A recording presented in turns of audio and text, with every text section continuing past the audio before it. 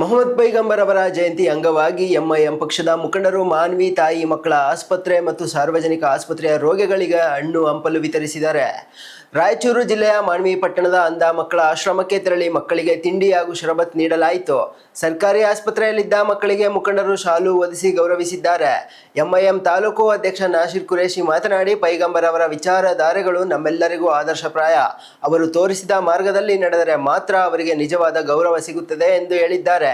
ಪೈಗಂಬರ್ ಜಯಂತಿ ನಿಮಿತ್ತ ಎಲ್ಲರಿಗೂ ಒಳ್ಳೆಯದಾಗಲಿ ಎಂದು ಪ್ರಾರ್ಥಿಸಿದ ಅವರು, ಬಡವರಿಗೆ ನೆರವಾಗುವ ನಿಟ್ಟಿನಲ್ಲಿ ಈ ಸೇವೆಯನ್ನು ಮಾಡಲಾಗಿದೆ ಎಂದು ತಿಳಿಸಿದರು.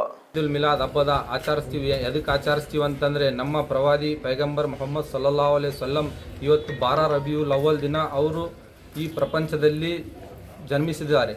ಅದಕ್ಕೆ ಅವರು ತೋರಿಸಿಕೊಟ್ಟದಂಥ ಮಾರ್ಗದರ್ಶನದಾಗ ನಾವು ಕೆಲವೊಂದು ನಾವು ನಡ್ಕೊಂಬೋದು ನಮ್ಮ ಕರ್ತವ್ಯ ಅಂತಂದು ಇದು ಮಾಡ್ತೀವಿ.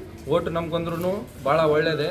ಈಗ ಪ್ರವಾದಿ ಮೊಹಮ್ಮದ್ ಸಲ್ಲಲ್ಲಾಹು ಅಲೈಹಿ ವಸಲ್ಲಂದು ಒಂದು ಹದೀಸೆ ಪಾಕ मुबारक ಏನೈತೆ ಅಂದರೆ, यतीम बच्चों के लिए आप उनका सहारा बनो और उनको यतीमों को, मरीज़ों को और क्या है गरीबों को आप एक सहारा बनो जितना आपके पास ताकत है.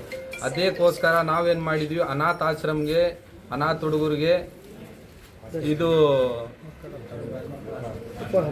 ಇದು ನಾಷ್ಟದ ವ್ಯವಸ್ಥೆ ಮಾಡಿದ್ದೀವಿ. ಮತ್ತು ತಾಯಿ ಮಕ್ಕಳ ಆಸ್ಪತ್ರೆಯಲ್ಲಿ ಮಚ್ಚರದಾನ ವಿತರಣೆ ಮಾಡಿವಿ. ಆಮೇಲೆ ಇಲ್ಲಿ ಒಂದು ತಾಲೂಕು ಹಾಸ್ಪಿಟಲಲ್ಲಿ ಹಣ್ಣು ವಿತರಣೆ ಮತ್ತು ಬ್ರೆಡ್ ವಿತರಣೆ ಮಾಡಿದ್ದೀವಿ. ಅನೇಕ ಇನ್ನೂ ಒಂದು 2-3 ಕಾರ್ಯಕ್ರಮ ನಮ್ಮವು ಇದ್ದಾವೆ. ಮತ್ತು ಅಲ್ಲಿ ಜುಲೂಸ್ ಬರ್ತದ, ಸಾರ್ವಜನಿಕರು ಎಲ್ಲ ಜಾತಿ ಜನಾಂಗದವರು ಆ ಜುಲೂಸ್ನಲ್ಲಿ ಇರ್ತಾರೆ, ಧರ್ಮದ ಗುರುಗಳು ಇರ್ತಾರೆ.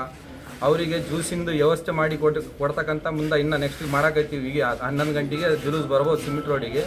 ನೆಕ್ಸ್ಟ್ ನಮ್ಮ ಪ್ರಯಾಣ ಅಲ್ಲಿಗೆ. ಅಲ್ಲ ಸರ್, ಏನಂತಂದರೆ ಮೊಹಮ್ಮದ್ ಪೈಗಂಬರ್ ವಿಚಾರಧಾರೆ ಈ ರೀತಿಯಲ್ಲಿ ಇಟ್ಟುಕೊಂಡು ನೀವು ಒಂದು ಸಾಮಾಜಿಕ ಕಾರ್ಯಕ್ರಮ ಮಾಡ್ತಾ ಇದ್ರಿ. ಇದು ಒಂದು ಒಳ್ಳೆಯ ವಿಚಾರ ಸರ್. ಇದೇ ರೀತಿಯಲ್ಲಿ ಕೂಡ ಮುಂದೆ ನಡೀತೀರಾ? ಇದೇ ರೀತಿಯಲ್ಲಿ ನಡೀಲೇಬೇಕು ಸರ್. ಮುಂದೆ ನಡೀತೀವಿ ಅಂಬಕ್ಕೆಲ್ಲ ಒಬ್ಬ ಮುಸಲ್ಮಾನ ಅಂತಂದರೆ ಪ್ರವಾದಿ ಮೊಹಮ್ಮದ್ ಸಲ್ಲಲ್ಲಾಹು ಅಲೈಹಿ ವಸಲ್ಲಂ ಹೇಳಿದ್ದು ಮಾರ್ಗದರ್ಶನದಾಗ ಇದ್ರೇ ಒಂದು ಮುಸಲ್ಮಾನ ಅನ್ಕಂತಾನ.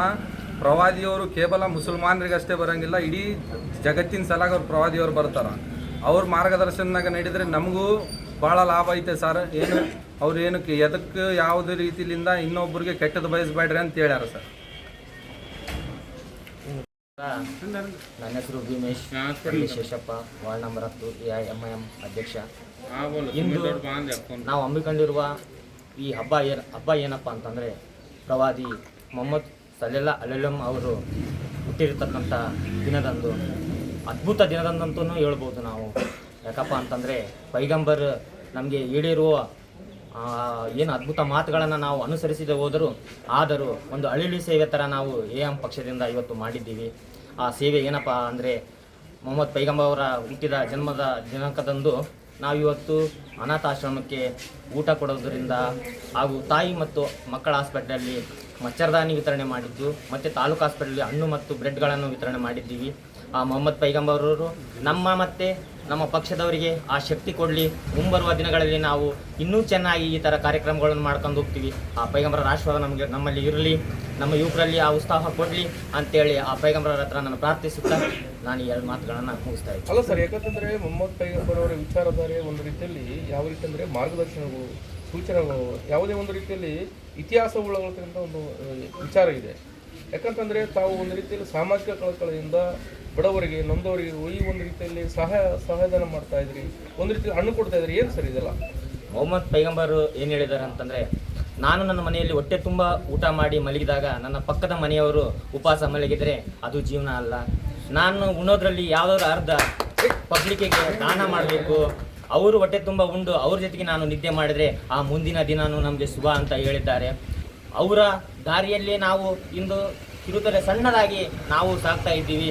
ಮುಂಬರುವ ದಿನಗಳಲ್ಲಿ ಅದೇ ಥರ ನಮಗೆ ದೇವರು ಶಕ್ತಿ, ಸಾಮರ್ಥ್ಯ, ನಮ್ಮ ಯುವಕರಲ್ಲಿ ಉತ್ಸಾಹ ಕೊಡಲಿ. ನಾವು ಇದಕ್ಕಿಂತ ಚೆನ್ನಾಗಿ ಮಾಡಿ ತೋರಿಸ್ತೀವಿ ಅಂತೇಳಿ ನಾನು ಎಂಐಎಂ ಪಕ್ಷದಿಂದ ಹೇಳಲು ಬಯಸುತ್ತೇನೆ. ನಿಮ್ಮ ಹೆಸರು? ನನ್ನ ಹೆಸರು ಭೀಮೇಶ್, ತಂದೆ ಶೇಷಪ್ಪ.